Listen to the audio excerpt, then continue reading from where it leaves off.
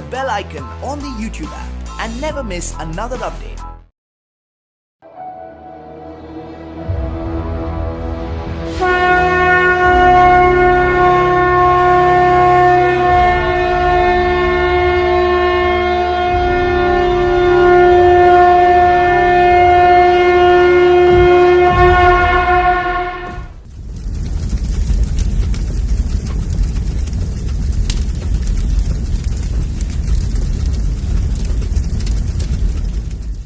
राह संघर्षों की जो चलता है वो ही दुनिया बदलता है।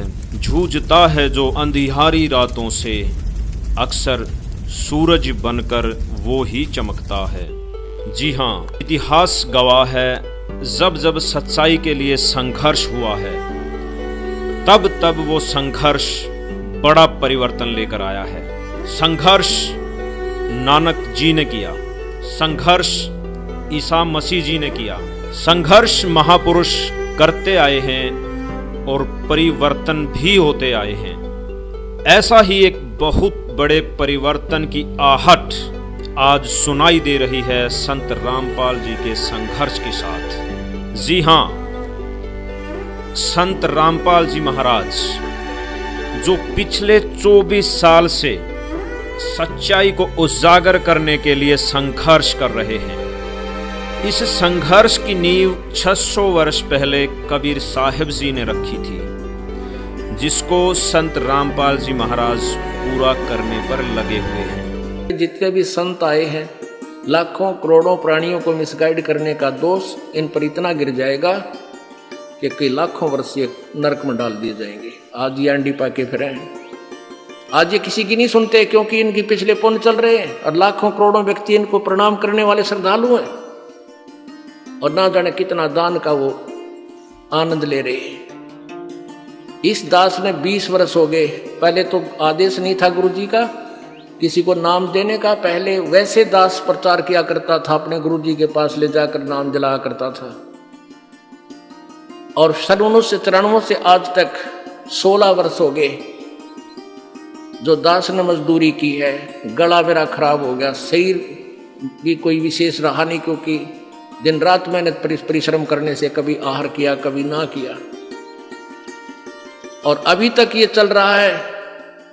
इतनी मेहनत करके इस परमात्मा की इस यथार्थ ज्ञान को, सत्य भक्ति को अब थोड़ा सा प्रभु की कृपा से उभारा है। दिन रात के परिश्रम से ये मुश्किल से ऊपर आ पाई है। पहले 3-3 टाइम सत्संग करता था यह दास, 3-3 घंटे 2.5 घंटे, एक दिन में 7 दिन का सत्संग करता था। और फिर संगत से मिलना, अब भी 4-4 घंटे 5-5 घंटे रोजाना सत्संग, फिर आप जी से परमात्मा के बच्चों से मिलना और फिर परमात्मा की सदग्रंथों से वो ज्ञान निकाल करके पुस्तक बनाना, यानी अब तक के परिश्रम जारी है। और वो क्या करते हैं, 1 घंटा जो ये दास 10 मिनट में सत्संग करता है, इतना वो 1 घंटे में बड़े आनंद ले लेगा बोलेंगे। फिर उसके मुंह का नहीं देखेंगे श्रद्धालु, सतगुरु आगे क्या बोलेंगे। सतगुरुओं के पास के में है नहीं बोलना कि वह घिसी पिटी बातें 1 घंटे में 45 मिनट में कह कर अपना चलते बने, क्योंकि उन्होंने अज्ञान पहले परिपूर्ण कर रखा है। उस अज्ञान को ही इधर उधर से सुनाते रहते हैं। और इस दास ने वो ज्ञान सुनाना है जो सदग्रंथों के अंदर विद्यमान है, जो आपने कभी सुना नहीं। सुनते ही एक बार तो ऐसा स्ट्राइक होता दिमाग में कि झूठ बोल रहा है। फिर वो प्रमाण दिखाना पड़ता है ताकि आप इस सत्य से परिचित हो सको और सत्य को स्वीकार करें।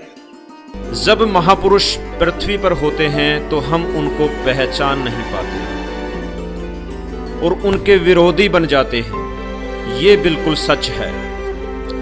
जैसे हमने 600 वर्ष पहले कबीर साहिब जी के साथ किया, जो स्वयं परमात्मा थे, आज वही इतिहास हम संत रामपाल जी का विरोध करके इसे दोहरा रहे हैं। सन 1994 से संत रामपाल जी का संघर्ष शुरू होता है। सन 1994 के बाद संत रामपाल जी अच्छी खासी जूनियर इंजीनियर की नौकरी और खुशहाल परिवार को छोड़ विश्व की आत्माओं को जगाने में लग गए। इसके बाद उन्होंने दिन रात एक करके भक्त समाज को जागरूक किया और भटके हुओं को मोक्ष का रास्ता दिखाते हुए कभी पीछे मुड़कर नहीं देखा। संत रामपाल जी के बारे में भविष्यवाणी करने वाले नानक जी, इंग्लैंड के ज्योतिषी कीरो, भविष्यवक्ता वेजी लैटिन, अमेरिका की जीन डिक्सन, अमेरिका के एंडरसन, हॉलैंड के गरार्ड कराइसे, अमेरिका के चार्ल्स क्लार्क, हंगरी की बोरिस्का, फ्रांस के डॉक्टर जुलवर्न, नास्त्रेदामस, इजराइल के प्रोफेसर हरार, अमेरिका की महिला भविष्यवक्ता फ्लोरेंस और जय गुरुदेव आदि ने जिस महापुरुष के बारे में भविष्यवाणियां की हैं वो महापुरुष संत रामपाल जी हैं। संत रामपाल जी ने धार्मिक पाखंडवाद को मिटाने का बीड़ा उठाया और सत भक्ति का प्रचार प्रसार शुरू किया। स्वामी रामदेवानंद जी महाराज ने 1994 को संत रामपाल जी महाराज को नाम दीक्षा देने की आज्ञा दी। सन 1994 से लगभग 6 साल तक संत रामपाल जी ने घर घर जाकर सत्संग किए और जनता को बताया कि आपको नकली धर्म गुरुओं द्वारा भ्रमित किया जा रहा है, आपको भक्ति के नाम पर लूटा जा रहा है। उन्होंने बताया कि आप अपने वेदों और ग्रंथों को खोल कर देखो, उनमें खजाना छुपा हुआ है।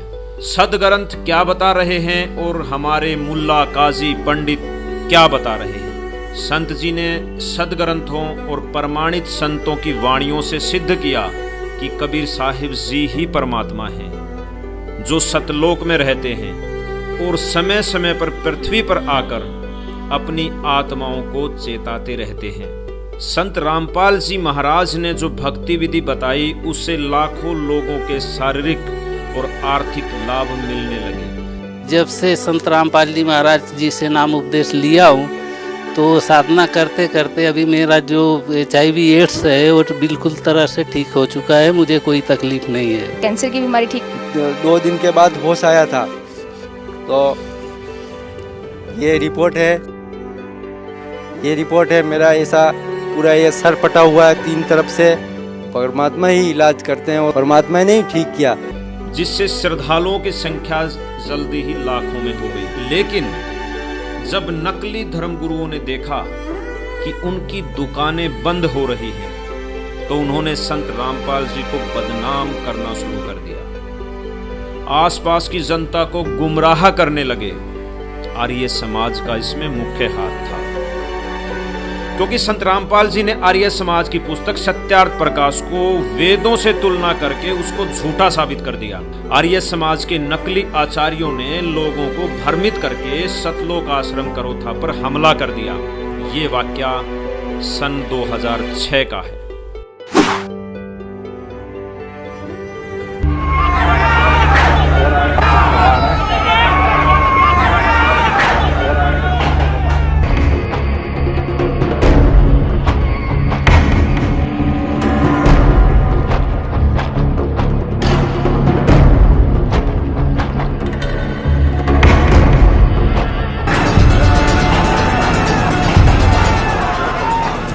अब आपको दिखाते हैं किस तरह से सतलोक आश्रम पर कब्जा किया है और पुलिस मूक दर्शक बनकर अभी भी देख रही है।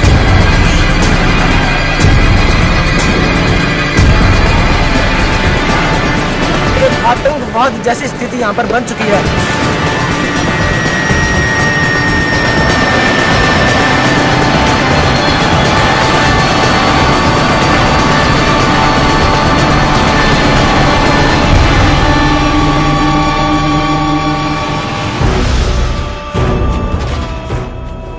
इस संत के ज्ञान का उत्तर ज्ञान से न देकर लाठी व बंदूकों से दिया गया।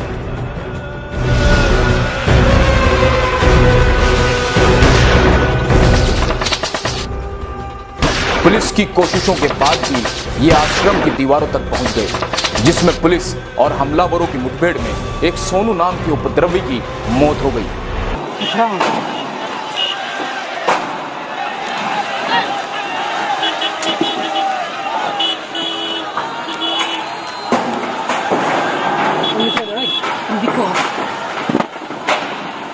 तो मुश्किल थी।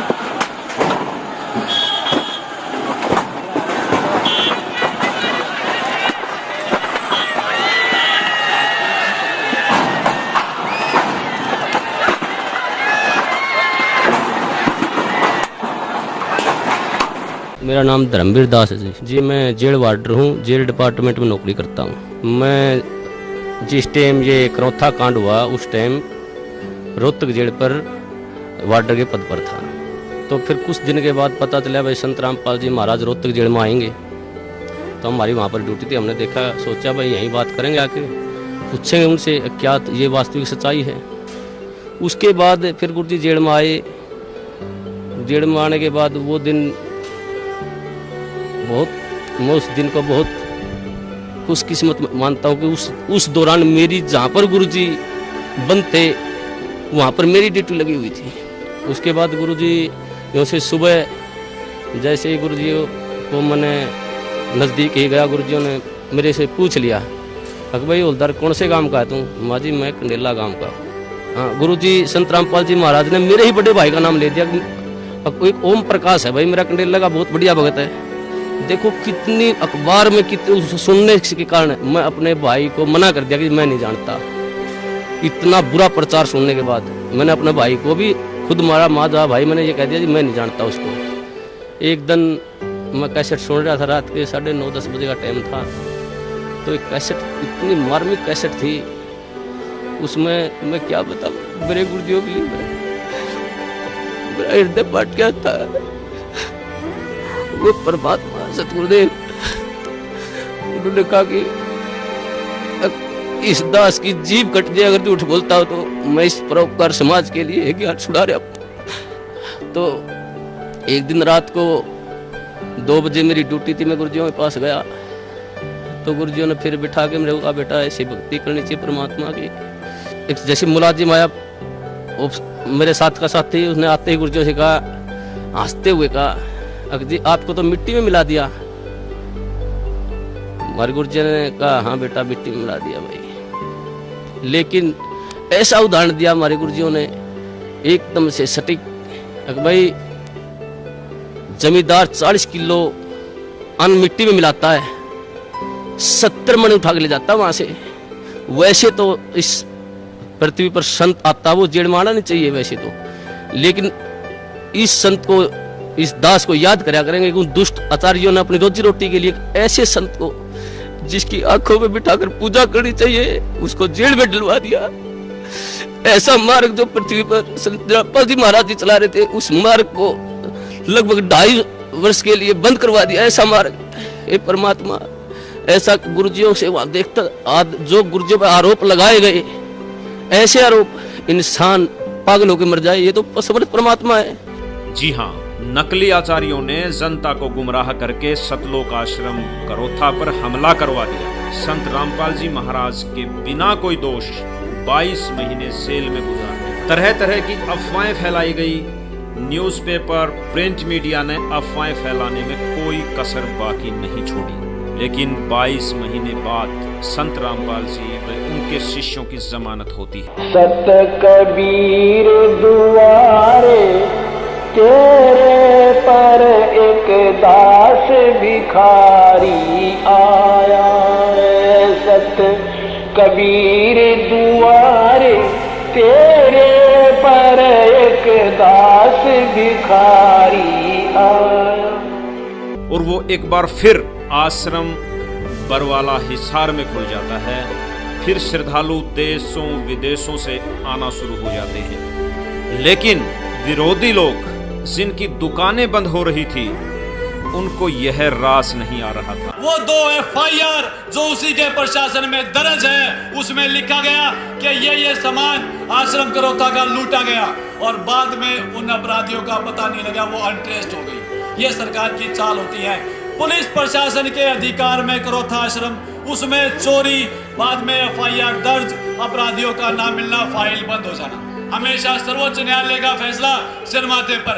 18 फरवरी 2013 को संत रामपाल जी महाराज की दया से वो दिन आया कि माननीय सुप्रीम कोर्ट ने वो याचिका खारिज कर दी और हाई कोर्ट के निर्णय को जारी रखा कि आप करोथा आश्रम को भक्ति मुक्ति ट्रस्ट को सौंप दे। भक्तों में खुशी की लहर दौड़ गई, लेकिन एक राक्षस कभी भी भक्तों की खुशी देखकर खुश नहीं होता। उसने ये देखा कि परम संत के परम भगत खुश है, उसने अपनी प्रशासन की चाल फिर शुरू कर दी। 7 अप्रैल 2013 का वो ऐतिहासिक दिन आया जिस दिन हमें अपना छीना हुआ, लुटा हुआ और हम पिटे हुए भक्तों को हमारा घर मिला। और 7 अप्रैल को हमें मिला आश्रम। 9 अप्रैल को भूपेंद्र हुड्डा की साजिश का शिकार हुए हमारे 300 बहन भाई बच्चे बुजुर्ग के दोबारा से 12 जुलाई 2006 करोथा कांड को फिर से दोहराया जाए और आश्रम दोबारा से छीन लिया जाए और फिर से लूटा जाए। सन 2013 में संत रामपाल जी को कोर्ट द्वारा सतलोक आश्रम सौंपा जाता है। परमेश्वर कबीर जी की सर्वसंगत परमात्मा का लाख लाख शुक्रिया करते हैं कि परमेश्वर ने आप जी का करोथा आश्रम वापस दिलवा दिया।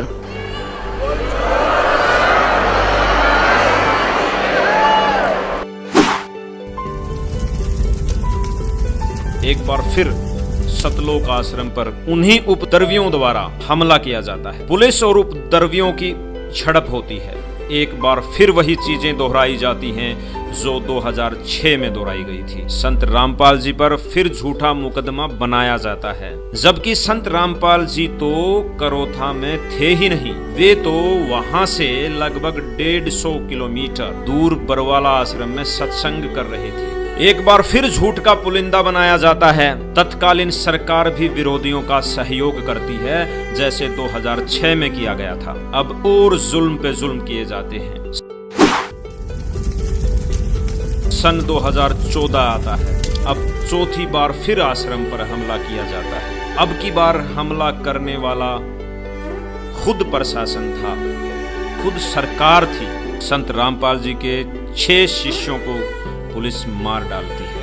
और इसमें सबसे बड़ी जो आश्चर्यजनक बात थी वो ये थी कि इनका दोष भी संत रामपाल जी पर गढ़ दिया जाता है, उनके शिष्यों के सिर लगा दिया जाता है। 18 नवंबर 2014 को ये हमला किया जाता है। सभी षड्यंत्रकारी ताकतें संत रामपाल जी के खिलाफ कार्य कर रही होती हैं। जैसे 600 वर्ष पहले कबीर परमात्मा जी के साथ तत्कालीन राजा ने किया था। संत रामपाल जी को झूठे मुकदमों में फंसाया गया, तरह तरह के आरोप लगाकर टॉर्चर किया गया।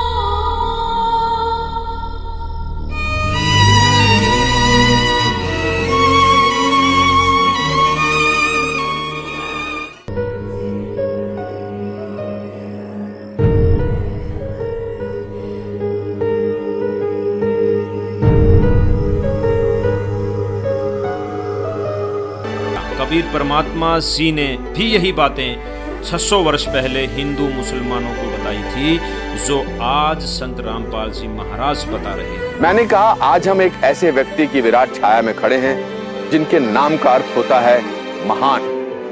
कहते हैं पेशे से वो बुनकर थे, कपड़ा बुनने का काम करते थे, लेकिन अपने समाज के लिए वो ऐसी बातें बुनकर कहकर चले गए कि आज उनके बगैर भारत की कहानी अधूरी है। एक बात और, वे व्यक्ति आज से 600 साल पहले हुए और उनके बारे में यह भी कहा जाता है कि अगर आज वो होते तो ना जाने कितने मुकदमे हो गए होते उन पर। जी, उन्हें कबीर कहते हैं। जी हाँ, अनुपम खेर जी सही कह रहे हैं कि यदि आज कबीर साहिब जी होते तो वो जेल में होते, उन पर सैकड़ों मुकदमे होते, झूठे मुकदमे होते। अनुपम खेर जी, आपकी बात बिल्कुल सच है। कबीर साहिब जी ने भी पाखंडवाद के विरुद्ध आवाज उठाई और आज संत रामपाल जी महाराज भी पाखंडवाद के विरुद्ध आवाज उठा रहे हैं। ये स्वयं कबीर साहिब हैं और आज जेल में हैं, लेकिन जेल में होने के बावजूद संत रामपाल जी महाराज से लाखों भक्त जुड़ रहे हैं। दिन प्रतिदिन श्रद्धालुओं की संख्या बढ़ती जा रही है। संत रामपाल जी महाराज जल्दी ही इस विश्व को परिवर्तन करने वाले हैं। इनको कोई आम आदमी मानकर भूल न करें, इन्हें पहचाने, क्योंकि नानक जी के समय हम नानक जी को नहीं पहचान सके, कबीर साहिब जी के समय कबीर साहिब जी को नहीं पहचान सके। अब हम ये गलती नहीं करेंगे। संत रामपाल जी द्वारा दी गई भक्ति 1000 वर्ष तक चलेगी, जिससे मानव जाति का कल्याण होगा। 5550 तब ये शब्द होगा साचा। 5505 वर्ष यहाँ देखना 171 पृष्ठ पे 5 सेंस, 5 सेंस माने 5000 और 500। जब कलयुग बीत जाए, महापुरुष फरमान तब जगतारण को आए।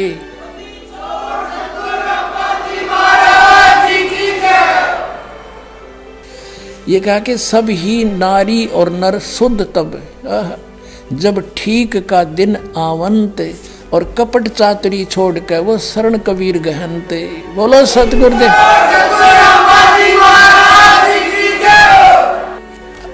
स्पष्ट कर दिया परमात्मा ने कि जब वो ठीक का दिन आ गया, वो ठीक का दिन अब आ चुका पुण्यात्मा, वो ठीक का दिन। कहते हैं सब ही नारी नर शुद्ध, यानी सब बुराई त्याग देंगे। हाहाकार मचरी, लूट खसोट रिश्वतखोरी, दहेज ले लेके एक दूसरे को सता रहे हैं। कहते हैं सब ही नारी नर शुद्ध तब जब ठीक का दिन आवंत, यू आवंत है, और कपट चातुरी छोड़ के वो शरण कबीर गहनते। अब क्या बताया है कि एक अनेक हो गए, मेरी प्यारी आत्मा भिन्न भिन्न मजहबों में बट गई। एक अनेक हव गयो और पुन अनेक हो एक, सब मिलकर फिर एक होएंगे। और हंस चले सतलोक को सब सतनाम की टेक।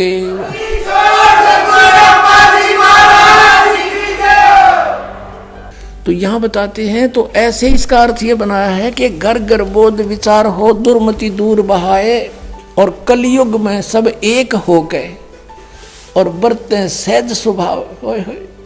कति प्यार से रहा करेंगे, कोई किसी को दुखी नहीं करेगा, भगवान से डरने वाले हो जाएंगे। अब बगैर ज्ञान के हम ये सबको बदकुमत कर रहे थे, अब हमें ज्ञान हो जाएगा, फिर हम गलती बिल्कुल नहीं करेंगे, कर ही नहीं सकते। चलिए आज जान ही लेते हैं कि संत रामपाल जी क्या गुनाह करते जा रहे हैं। क्या भक्ति मार्ग में फैले पाखंडवाद को मिटाना गुनाह है? क्या दहेज प्रथा को खत्म करना गुनाह है? क्या भ्रूण हत्या को समाप्त करना गुनाह है? क्या मोक्ष का सच्चा रास्ता बताना गुनाह है? क्या विश्व भर से रिश्वतखोरी, मांसाहार और नशे को मिटाना गुनाह है? क्या स्वच्छ समाज का निर्माण करना गुनाह है?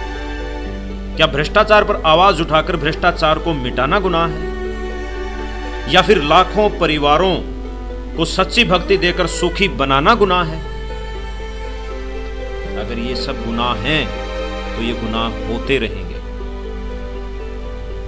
क्योंकि एक अच्छे समाज और विश्व कल्याण के लिए ये गुनाह जरूरी हैं।